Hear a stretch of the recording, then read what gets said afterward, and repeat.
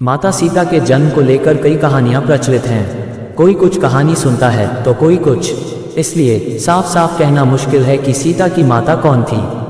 सीता के जन्म से जुड़ी हम ऐसी ही एक प्रचलित कहानी सुना रहे हैं। एक बार लंकापति रावण के तप से खुश होकर भगवान ब्रह्मा उसे वरदान मांगने को कहते हैं।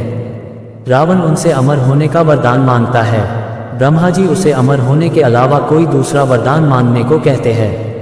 रावण वरदान में मांगता है कि मुझे सूर, असुर, पिशाच, नाग, किन्न या अप्सरा कोई भी न मार सके। रावण मनुष्य द्वारा न मारे जाने के बारे में नहीं बोलता है, क्योंकि वह मनुष्य को तिनके के समान समझता था। वरदान पाने के बाद रावण हर तरफ तबाही मचाना शुरू कर देता है। एक दिन वह दंडकारण्य नामक जगह पहुंचता है, जहां ऋषि मुनियों का निवास था। रावण को ऋषि मुनियों को मारना उचित नहीं लगा, लेकिन वो उन ऋषि मुनियों के रक्त को एक कमंडल में भरकर साथ ले जाता है। वह कमंडल वृत्समद ऋषि का था, जो पुत्री की लालसा में माता लक्ष्मी से प्रार्थना करते थे कि वह उनके घर पुत्री के रूप में जन्म लें। इसके लिए वृत्समद ऋषि रोजाना पूजा पाठ के दौरान पवित्र मंत्र पढ़कर दूध की कुछ बूंदें कमंडल में डाला करते थे, जिसमें रावण रक्त भरकर अपने साथ ले गया था। रावण कमंडल को लंका ले गया और वह पहुंचकर कमंडल अपनी पत्नी मंदोदरी को देकर कहता है, यह विषैले रक्त से भरा है, इसे संभाल कर रखना और किसी को मत देना।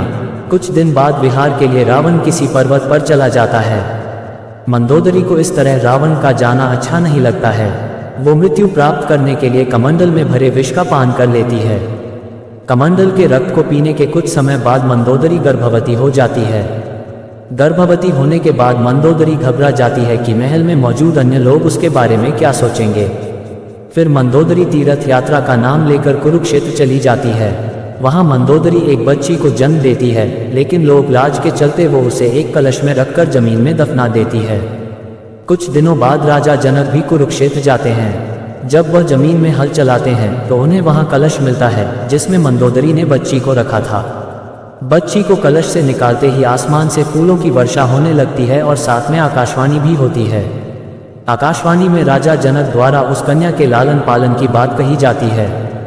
हल के आगे का नुकीला भाग से टकराने की वजह से कलश मिला था, इसलिए राजा जनक ने कन्या का नाम सीता रखा।